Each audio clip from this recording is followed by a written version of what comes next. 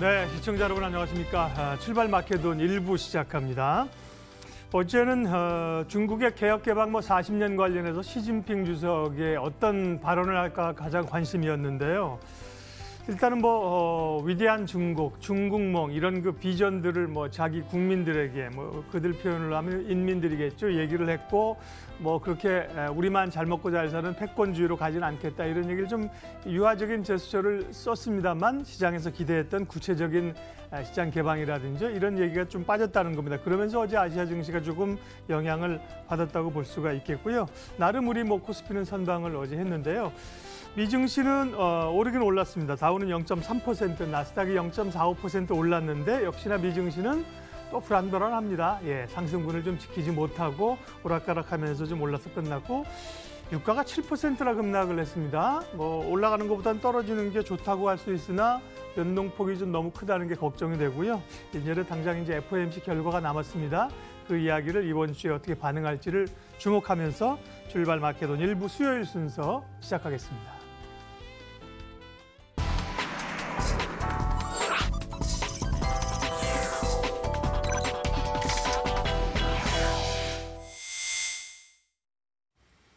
네, 첫 코너 장용혁의 마켓 시그널입니다. 오늘도 시장 변수들 체크하고요. 또 전략 세우도록 하겠습니다. 한국투자인권 이프렌드예요. 장용혁 팀장님 오셨네요. 어서 오십시오. 네, 안녕하세요.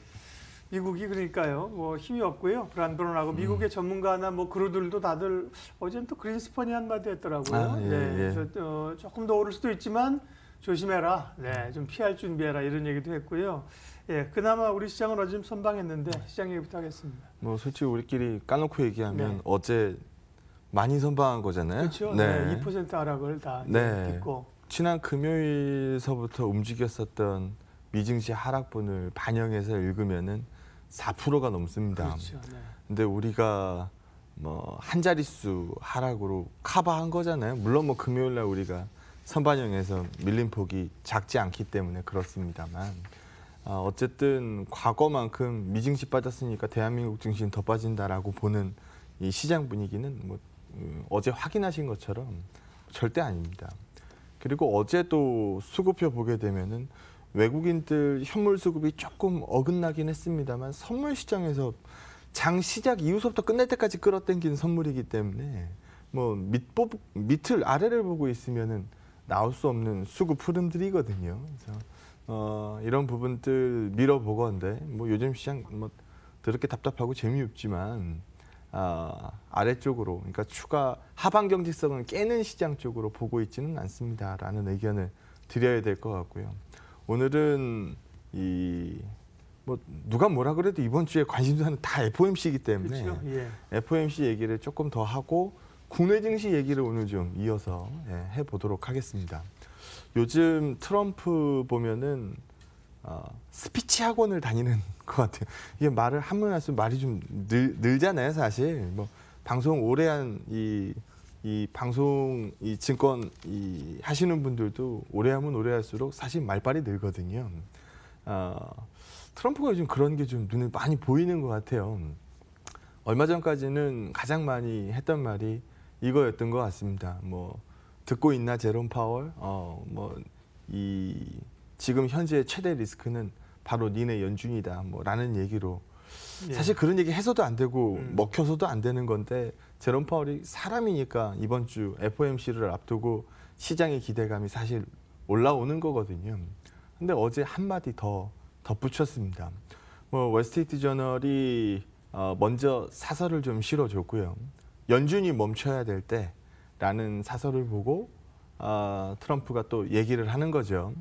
연준은 월스트리트 저널 사설이나 좀 읽어라.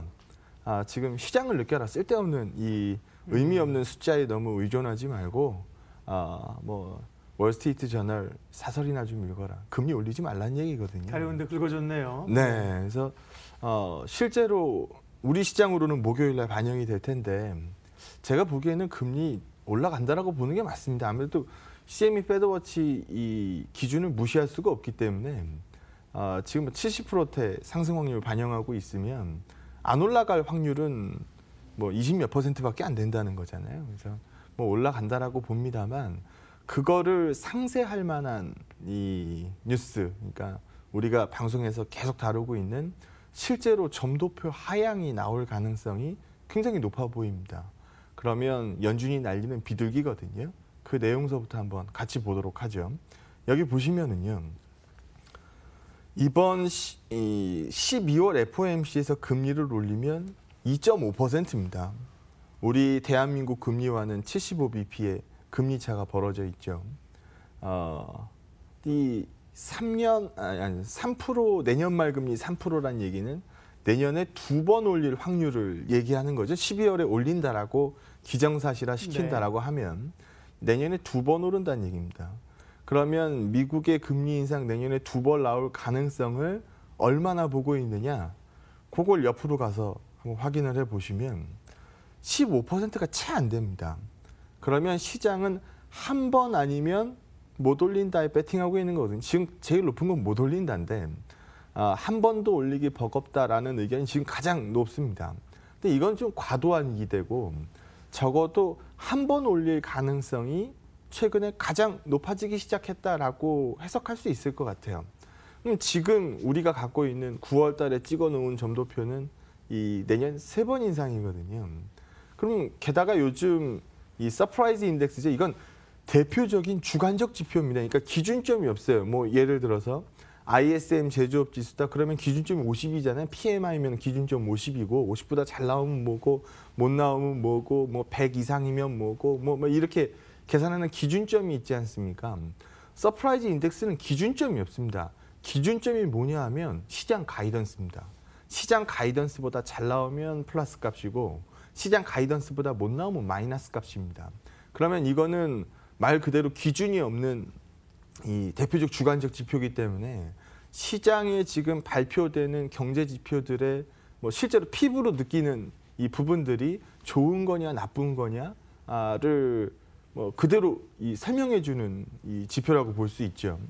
여기 보시면 서프라이즈 인덱스가 지금 계속 빠집니다. 지금 이 얘기가 뭘 의미하냐 하면 눈높이보다 안 나오고 눈높이보다 안 나왔으니까 다음에 눈높이를 떨궈 놨는데 그것보다도 안 나오고 계속해서 지금 부진하게 나오고 있다는 얘기거든요. 그럼 이렇게 부진하게 나오고 있는 상황에서 과연 미 연준이 강한 미 경기를 얘기하고 뭐 이 얘기만 계속 반복적으로 하면서 과열을 방지하는 뭐 제스처를 취하면서 금리 인상을 지속할 수 있겠느냐. 여기에 대해서 좀 무리라는 시각들이 최근 빠르게 올라오고 있는 거고요. 가장 결정적인 사건은 지난번에 우리 방송에서도 얘기했었던 제롬 파월입니다. 그러니까 중립금리가 long way, 멀리 있어요 라고 얘기했다가 just below, 바로 발 아래 있어요 라고 손바닥 뒤집듯이 의견을 바꿨기 때문에 그때는 여기서 보신 것처럼 이 장기금리가 long way, 멀리 있어요 라고 하면은 장기금리가 뛰어가야 될 거리가 많이 남은 거잖아요. 그럼 장기금리가 막 뛰어가죠. 그러다가 갑자기 의견 바꿔가지고 just below, 뭐 바로 발 아래 있어요 라고 얘기하면은 지금 또 멀리 갔었던 거 되돌아와야 되잖아요. 그러면 저만큼 갔었던 장기금리가 제자리로 되돌아와야 됩니다. 그러면 여기에는 뭐 채권도 수급이기 때문에 시간이 걸리겠죠. 그렇죠. 채권도 사자가 많아지면 채권 가격이 오르는 거고 채권 가격이 올라가면 채권 수익률은 빠지게 돼 있거든요. 그러면 이 뭐 어떻게 보면 중앙은행장들의 장이라고 볼 수 있는 달러의 발권력을 갖고 있는 페드의 장 제롬 파월이 의견을 이렇게 바꾼 부분에 대해서 채권 시장은 얼마나 난리가 났겠습니까? 그래서 그런 부분들이 이 스프레드 이 축소를 수급적으로 좀 자극했을 가능성도 분명히 존재하기 때문에 물론 경기에 대한 우려가 있기 때문에 스프레드가 떨어진 것도 일정 부분 존재하지만 채권 시장의 수급을 전혀 무시하고 얘기할 수는 없다라는 거죠. 그래서 이런 부분들을 감안해 보면 뭐 만약에 여기서 얘기 다시 한번 해드리면 멀리 있어요? 아니에요. 별로 멀지 않아요. 가까이 있어요? 아니 다시 생각해 보니까 멀은 것 같아요. 이렇게 얘기할 가능성은 이번에 없잖아요. 그렇죠. 그래서 아마 이 제롬 파월이 이번 이 FOMC에서 매 한 마리 끌고 나갈 가능성은 거의 제로입니다. 그러면 지난번에 했었던 얘기들을 조금 더 부연 설명할 가능성이 상대적으로 높고요. 그래서 저희도 어제도 뭐 그런 표현 썼었던 것 같네요. 그러니까 반전의 서막을 알릴 수 있는 이슈가 FOMC가 될 거다라는 부분 말씀을 드리고 있는 겁니다. 근데 여기 한번 보게 되면 과거에도 보게 되면 이 장단기 스프레드가 죽고 나서 시장이 빠지는 시점은요. 이게 다시 튀어오르는 시점입니다. 그러니까 죽고 나서 튀니까 여기가 빠지는 거죠. 이번에도 죽은 다음에 V턴으로 튀는 시점이 있으면 아마 시장은 똑 분질러질 겁니다. 그러면 스프레드가 다시 한번 과하게 튀는 과정. 이거 언제 나올까요? 장기물 이 수익률이 단기물보다 월등히 빠르게 올라가기 시작할 때 이때 시장이 죽거든요. 근데 지금 가만히 한번 생각해 보시면 이번에 내년 이 3번의 점도표를 한 번으로 만약에 이번에 낮췄다. 그리고 내년 이후에 롱텀 장기 금리도 가이드를 뭐 일정 부분 조정한다. 그럼 현 금리에서 장기 금리까지 갈 수 있는 룸 자체가 굉장히 제한적으로 나올 텐데 이 제한적인 룸 사이에서 장기 금리가 튈 수 있는 이슈는 뭐가 있을까요? 없거든요. 그래서 이번에는 과거처럼 스프레드가 죽었다가 V턴으로 튀는 이런 형태를 뗄 게 아니고 아마 이번에는 스프레드가 좀 빠져서 좀 좁은 폭에서 등락을 보일 가능성이 굉장히 높습니다. 혹은 단기 금리를 낮추거나 그래야 저기 올라가는 거잖아요. 그렇죠. 단기 금리를 낮출 가능성은 뭐 더더욱이 없죠. 왜냐하면 금리를 후퇴하는 게 아니기 때문에 단기 금리가 밑으로 빠질 가능성이 뭐 거의 없죠. 그래서 이런 부분들 감안을 보면 어제 우리가 얘기했었던 것처럼 팔자로 끝나는 애는 팔자가 더러워요. 구자로 끝나는 애는 팔자를 고치더라고요. 뭐 9899, 0809, 2018, 2019도 비슷하지 않을까요? 마지막 피날레는 BTS가 나오는 법인데 아직 우리 시장 파티에는 BTS가 안 나왔으니 마지막 피날레를 볼 수 있는 2019가 되지 않겠습니까? 라는 의견을 말씀드릴 수 있다는 겁니다. 그리고 뭐 소수의 시각이긴 합니다만 한 2020년 되면 금리를 오히려 후퇴시킬 수도 있어요. 뭐 이렇게 보는 시각들이 있거든요. 아마 제가 그때까지 안 가봐서 지금은 모르겠습니다만 그때는 시장이 굉장히 어려울 겁니다. 쉽게 생각하시면 돼요. 우리가 오르막길 올라갈 때 우리가 운전을 하고 있다. 오르막길 올라갈 때 뭐 밟아야 돼요? 엑셀레다 밟아줘야 되거든요. 그러면 이건 어려운 길 올라갈 때 이 힘을 가해준다는 의미입니다. 만약에 내리막길 쉬운 길 갈 때는 엑셀에다 밟을 필요 없죠. 오히려 브레이크를 밟으면서 이 속도가 너무 빨라지는 부분을 막으면서 가잖아요. 경기와 금리는 그런 겁니다. 그래서 어려운 길을 올라갈 때 쉽지 않아질 때 금리를 내리는 거거든요. 엑셀레터를 밟아주는 거거든요. 그래서 실제로 금리 인하를 반영하는 시점은 그만큼 경기가 위축될 수 있는 이 가능성을 이미 내포하고 있다가 일정 부분 시그널이 보였기 때문에 후퇴를 하는 거기 때문에 아마 시장에서는 이게 좀 어렵게 받아들일 것 같습니다. 그래서 뭐 저는 그럴 가능성은 그렇게 크다라고 보지는 않습니다만 금리 인하가 그렇게 빨리 찾아올 가능성이 그렇게 상대적으로 높지 않다라고 보거든요. 그래서 일단 먼 얘기를 걱정하지 말고 일단 2019년도에 시장 기대감은 남아있지 않겠습니까? 라는 부분으로 화두를 떼는 거고 거기에 시작은 아마 FOMC가 확실히 이 시장에다가 힌트를 주는 거 이게 아마 시작이 되지 않겠습니까? 라는 의견입니다. 뭐 그러기 딱 좋잖아요. 어제 유가도 또 7% 뚝 문질러지는데 그러면은 그리고 사실 이거 좀 짚고 넘어가야 되는 게 유가 이렇게 뚝뚝 분질러뜨린 거 이거 누구 영향이 제일 커요? 트럼프 영향이 제일 커요. 그래서 사우디 못 살겠다고 막 이 아우성 칠 정도로 잡았다가 풀어줬다가 뭐 걔네들 예전에 감산 얘기했을 때 쓸데없는 짓 하지 마라 뭐 바로 브레이크 밟아주고 이런 것들 다 이 트럼프거든요. 그래서 트럼프가 왜 이렇게 유가에 목매다는 걸까요? 재선 시기는 점점 다가오는데 물가 데이터가 올라가서 연준을 자극하고 자극된 연준이 금리를 올리면서 경기를 위축시키는 이 스토리는 트럼프 입장에서 봤을 때는 최악의 스토리거든요. 그럼 그런 부분들은 미연에 좀 막아줘야 될 필요가 있고 사실 미국 입장에서도 사우디보다 산유량을 높게 뽑고 있는 지금 유가가 이렇게 떨어지면은 사실 뭐 그렇게 좋은 것 없을 수도 있죠. 하지만 이 시각을 좀 바꿔서 생각해 보면 뭐 예를 들어서 A라는 제품이 시장의 점유율이 제일 높은 이 시장을 주도하고 있는 상품이었는데 신제품 B가 비슷한 컨셉을 띠고 나왔어요. 그럼 당연히 점유율은 그거보다 떨어져 있겠죠. 그러면 얘가 점유율 먹기 위해서 처음에 뭐예요? 프로모션 합니다. 프로모션. 좀 미치고 팔 수도 있고 어쨌든 MS 잡아먹으려고 얼마나 노력을 많이 하겠습니까? 지금 미국이 그거 같은 거예요. 지금 유가에서 덜 남겨 먹어도 좋다. 나중에 내가 저 파이를 먹을 수만 있으면 뭐 얼마든지 오케이 사인을 줄 수 있는 거거든요. 그래서 그런 측면으로 보면은 물가 부담이 빠르게 떨어지고 있어서 유가하고 물가는 데이터가 같으니까 그래서 그런 부분들도 연준 뭐 좀 천천히 가봐요라고 얘기할 수 있는 부분에 상당 부분 힘을 실어줄 것이라고 봅니다. 그러면 실제로 목요일 날 우리가 제롬 파월 코멘트를 우리가 원하는 답, 제롬 파월이 날린 비둘기를 뭐 지켜보고 있다라고 하면 달러는 어디로 갈까요? 달러는 당연히 강세폭이 아마 둔화되게 될 겁니다. 그러면 과거 그림에서도 보는 것처럼 달러 뛰면 이머징 죽어요. 달러 죽으면 이머징 좋아요. 이 컨셉만 봐도 알잖아요. 그럼 이번에 달러의 강도가 떨어지게 되면 이머징 방향성 어디로 그릴 수 있을까요? 반등쪽으로 그릴 수 있을 겁니다.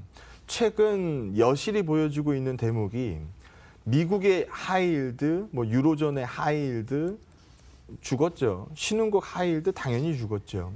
이거 왜 죽었을까요? 금리는 올라가는 데다가 하이힐드는 말 그대로 높은 그거보다 훨씬 더 높은 금리를 줘야 되는데 금리는 점점 뛰어 올라가고 달러가는 점점점 비싸지고 그러면 하이힐드 입장에서 봤을 때는 죽을 맛이죠. 그래서 위험 선호도 거의 뭐 최상단에 서 있는 이 부분이잖아요. 그래서 여기가 좀 위축을 많이 보였었을 텐데 만약에 이 달러의 방향이 좀 바뀐다라고 하면 뭐 시장 기대감 당연히 뭐 원하는 당연히 강세 나올 거고 안전자산 선호 쪽으로 다시 나오지 않겠습니까? 라는 얘기고요. 간밤사이 나온 뉴스 중에 참 트럼프 대단한 게 내가 국경장벽 이거 뭐 셧다운도 불사하겠다라는 게 그저께 발언이었거든요. 어제 발언은 국경장벽 건설 비용 50억 달러인가 그건 내가 구했다. 백악관은 셧다운을 원하지 않는다라고 얘기합니다. 우리 이번 주에도 21일에 있을 이 예산 합의 이거 정치인들 머리 까마나 노라나 막판 되면 다 합의합니다라고 말씀을 드렸죠. 그래서 그 가능성을 추가적으로 높였습니다. 그래서 최근 뭐 전국 불안 얘기하는 분위기도 다운됐을 거기 때문에 시장에서는 당연히 윗방향 쪽으로 있는 게 맞다라고 봅니다. 어제 시진핑 코멘트 들었겠습니다만 할 얘기는 다 한 거거든요. 그러니까 미국 들으라고 한 얘기도 굉장히 많아요, 사실은. 우린 영원히 패권을 추구하지 않겠다. 우리도 안 할 테니까 니네도 하지 마라. 뭐 웬간히 좀 했으면 좋겠다. 뭐 우리가 원하는 거는 개혁 개방 계속 지속할 거고 다자주의 뭐 이거 할 거다. 그러니까 우리가 하라는 거 할 테니까 너네도 웬만히 해라. 라는 얘기하고 있는 거죠. 그래서 최근 무역 분쟁 관련돼서는 더 이상 악재가 나오지 않습니다. 그러면 실제로 떨어져 있는 이 데이터도 유로존 데이터, 뭐 미국 데이터, 중국 데이터 이제 이거 끌어올리는 게 최우선 순위로 올라올 거거든요. 이제까지 여기 가장 큰 걸림돌은 사실 연준의 긴축이었습니다. 근데 연준의 긴축 강도가 떨어진다라고 하면 당연히 뭐 긴축보다는 부양에 대한 목소리가 커질 수 있는 시점. 그러니까 내년 시장을 쳐다보는 첫 번째 단추는 아마 연준이 될 겁니다. 그게 반전의 서막이 될 겁니다. 라는 의견이 점점 더 실현될 가능성, 실현되는 시점이 다가오고 있다라고 보시면 될 것 같습니다. 네, 2019년을 목전에 두고 있는데 사실 뭐 좋은 경제적 이슈나 전망들을 찾아보기는 어려운데요. 그 가운데 한 가지 이제 이머징 시장으로의 자금의 유입 기대감이 좀 있는데 좀 기대할 수 있는 이머징에 우리 시장이 사실 선두에 쓸 수 있느냐 그럴 만한 어떤 요인들 기업 실적이 좋거나 불안감이 해소되거나 그게 있느냐 이제 그게 좀 고민인 거거든요. 국내 시장 얘기 오늘 하시는 거죠? 네, 뭐 사실 요즘 내년 시장 전망 들어보면은 내년 좋을 겁니다라고 얘기하는 의견 찾아보기 어려워요. 예. 한 목소리로 다 안 좋다라고 얘기합니다. 그러면 뭐 일도 없다라고 얘기. 네. 그러면 우리 한번 이제까지 경험상 한번 얘기를 해보죠. 경험상 다 좋다라 그런 다음에 좋은 적 있어요, 없어요? 없어요. 올해가 그 올 초가 네, 있잖아요. 경험상 다 나쁘다라고 얘기할 때가 오히려 괜찮을 수도 있습니다. 그래서 안 좋을 거 반영 상당 부분 올해 할 건 다 한 것 같은데요. 그래서 올해 짓눌렀었던 이슈 2개가 해결이 된다라고 하면 내년은 뭐 반작용 기대할 만하지 않겠습니까? 라는 쪽으로 이해하시면 될 것 같고요. 뭐 시간이 좀 부족하니까 빠르게 좀 가보도록 하죠. 과거 00년 이후에 코스피 추이를 그려놨는데 다 뭐 45% 빠질 때, 23% 빠질 때, 뭐 반토막 날 때 뭐 많았어요. 사건 사고가 굉장히 많았습니다. 근데 그때마다 다 이유가 있었어요. 뭐 닷컴 버블이 꺼지고, 뭐 차이나 쇼크가 있고, 뭐 금융위기가 있고, 미국 신용 등급이 빠지고, 뭐 브렉시트가 있고, 뭐 아마 다 이렇습니다. 그럼 지금 현재는 뭐냐? 여기에다가 쓸 수 있는 하락 재료는 뭘까요? 금리, 연준의 금리 이슈하고 미국 중국의 무역 갈등 얘기 뭐 갖다 쓸 수 있을 것 같아요. 그럼 적어도 이 2개의 뉴스가 이만큼 시장을 갉아먹은 겁니다. 그러면 여기서 만약에 추가적으로 이 2가지 뉴스가 이 악재를 타고 점점 눈덩이처럼 악재가 불어나고 있으면 지금은 우리가 뭐 이 몸살해야 됩니다라고 얘기를 할 텐데 요즘 우리 확인하고 있는 것처럼 이 2가지 뉴스는 추가적으로 이 어려워지는 뉴스가 안 나오거든요. 그럼 적어도 여기서 더 죽습니다라고 읽을 시점은 아니라는 거고요. 이걸 반영하면서 대한민국의 밸류에이션 뭐 한 번도 비싼 적 없었기 때문에 비싸져야 됩니다라고 얘기하는 건 아닙니다만 너무 싸졌다라는 거죠. 너무 싸졌다를 보여주는 대표적인 이 비교가 금융위기 수준을 이미 깨고 내려갔다는 겁니다. 그럼 우리가 지금 되물어봐야죠. 금융위기보다 지금 현재 시점이 훨씬 더 안 좋냐, 위기냐. 그럼 여기에 대해서 그렇다라고 대답하면 접으시면 되는 거고 그건 아닌 것 같습니다라고 얘기하면 지금 접을 때 아니라는 겁니다. 그래서 저는 후자 쪽으로 보고 있다라는 거고 최근 매물 이 외국인들 뭐 매도 어제 나간 것도 보면은 매도 나가는 날 삼성전자고 매수 들어오는 날 삼성전자예요. 그래서 최근 수급이 반도체 쪽으로 워낙 이 쏠림이 매도 쏠림이 심하다 보니까 빠지는 게 뭐 좀 몰아서 시가총액 탑에서 빠지는 부분이 좀 있습니다만 중형주 지수는 최근 쏠림이 둔화되면서 상당히 퍼포먼스가 괜찮거든요. 그래서 시장 어려우니까 뭐 이거서부터 여기까지 다 안 돼요라고 읽지 말고 위가 어려우니까 밑이 반짝반짝할 수 있는 뭐 코스닥을 얘기하는 건 아닙니다만 중형주 단에서 우리 종목들을 많이 불러드리잖아요. 뭐 수급 괜찮은 수급 개선되고 있는 중형주 단을 불러드리고 있으니까 그런 종목들 중심으로 시장 대응은 계속 할 만한 시장이다라는 의견을 말씀드리도록 하겠습니다. 예. 그러면 이제 전략 사실 이제 오늘 범진하고 FOMC의 그 결과들이 이제 올 연말 남은 시간에 중요한 변곡점이 되는 건 확실한데요. 예. 전략 마무리하겠습니다. 네. 뭐 누가 뭐라 그래도 선방한 증시입니다. 지난 금요일에 하락, 월요일에 하락, 미증시 하락폭이 4%가 넘는데 그걸 우리는 한 자릿수로 반영할 만큼 뭐 나름대로 선방한 증시입니다. 그만큼 밑이 뚫리는 시장으로 보는 시각보다는 여전히 하방 경직은 지켜주고 있는 시장으로 보는 게 맞고 좋아지는 주식은 매수의 이유가 충분하지만 더 이상 나빠지지 않는 주식도 저점을 형성하고 매수 이유가 될 수 있는 게 주식 시장인데 지금 우리는 뭐 더 이상 나빠지지 않는 뉴스를 보면서도 여전히 좀 손가락에 너무 많이 얼어 있는 거 아닌가. 조금 더 자신감을 좀 높여야 할 때 모두 다 안 된다라고 얘기할 때가 오히려 바닥인 시점 아니겠느냐라는 말씀 드리도록 하겠습니다.